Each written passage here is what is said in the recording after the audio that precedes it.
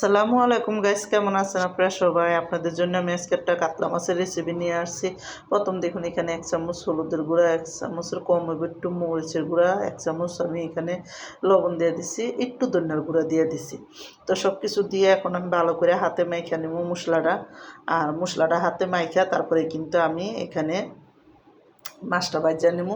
তো দেখুন, ফ্রাই প্যানের ভিতরে তেল দিয়েছি, তেলটা যখন গরম হয়ে যাবো তারপরে কিন্তু আমি প্রতিটা মাছ ফ্রাই প্যানের ভিতরে দিয়ে দেবো। তো সুন্দর মতন মাছটি পিছিয়ে দিয়ে তারপরে এই মাছটি ভালো করে ভাজা নেবো। আর এদিকে দেখুন, মাছটি আমার সুন্দর করে সব দিকে দেওয়া হয়ে গেল আর এখন আমি মাছটি ভালো করে ভাজা নেবো। তো আমি দেখুন এদিকে সবটি মাছই দিয়ে দিলাম জায়গা করে, পরে উঠাই নেবো লাল লাল করে ভাজা।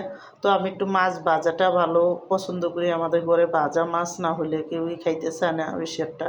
তো দেখুন এদিকে কিন্তু আমি মাছটি যখন সুন্দর মতন একটা পিঠ লাল হয়ে গেছে তারপরে কিন্তু আমি উল্টাইয়া দেবো, উল্টাইয়া যাতে ওই পিঠটাও সুন্দরভাবে লাল হয়। তো ওইভাবে করে উল্টাইয়া থুয়ে দেবো। তারপরে কিন্তু দেখুন এদিকে সুন্দর মতন যখন উল্টাইয়া দিছি, দেওয়ার পরে এই পিঠটাও ভালো করে লাল হইলে তারপরে কিন্তু মাছটা উঠাইয়া দিই। তো এদিকে আমার দেখুন মাছটি সব উল্টাই দেওয়া হয়ে গেছে, আর একটা মাছ আছে এটা উল্টাইলি শেষ। তো এখন এই মাছটাও উঠাইয়া তারপরে কিন্তু আমি উঠাই দেবো। আর এই কাতলা মাছের রেসিপিটা অনেক ভালো। আর এখানে দেখুন আমি আজকে কাতলা মাছটা সাজনা, আলু, টমাটো, বেগুন দিয়ে রান্না করবো।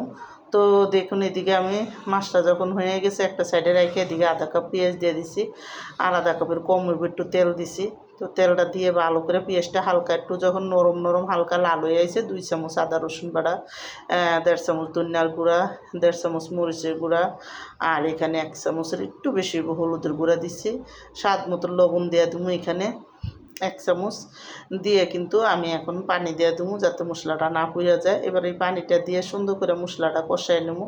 আর মশলাটা ভালো মতন কষান পর্যন্ত কিন্তু মশলাটা রান্না করবো। আর মশলাটা যখন কষে আছে দেখুন আমি এদিকে তরকারিটা যখন দিছি ওটা দেখাইতে ভুলে গেছি। তো আমি এদিকে সাজনা, বেগুন, আলু আর টমাটো যখন কষান হয়ে গেছে 2টা টমাটো দিছি, কয়েকটা কাঁচামরিচ দিছি, দিয়ে কিন্তু মাছটা উপরে সুন্দর করে দিয়ে দেবো। তো আমার এই সাজনা বেগুন দিয়া কাতলা মাছের রেসিপিটা যাদের পছন্দ তারা লাইক সাবস্ক্রাইব দিয়েন, প্লিজ আমার ভিডিওটা বেশি বেশি শেয়ার করে দিয়েন আর সাবস্ক্রাইব করে দিয়েন। আর এইভাবে কাতলা মাছ রান্না করে খেয়ে দেখেন, সাজনা দিয়া বেগুন দিয়ে অনেকই মজা লাগে। তো দেখুন যখন সুন্দর করে হয়ে গেছে তারপরে কিন্তু আমি নামানোর আগে একটু ধনিয়া পাতা দিয়ে দিছি, আর ধনিয়া পাতাটা দিয়ে একটু উড়িয়ে দিছি। আর আমি হালকা ঝোল ঝোল রাখবো, এই তরকারিটা ঝোল ঝোলেই কিন্তু অনেক মজা লাগে। তো দেখুন হালকা করে যখন একটু ঝোল কমে আইছে তারপরে কিন্তু আমি নামাই দেবো। আর এখন কিন্তু আমার তরকারিটা পুরো ভালোভাবে হয়ে গেছে, আর আমি এখন কিন্তু নামাই দেবো। দেখুন সাজনা তরকারির উপরে যখন তেলটা উঠে গেছে আর সুন্দর মতন হয়ে গেছে, এখন আমি নামাই দিলাম।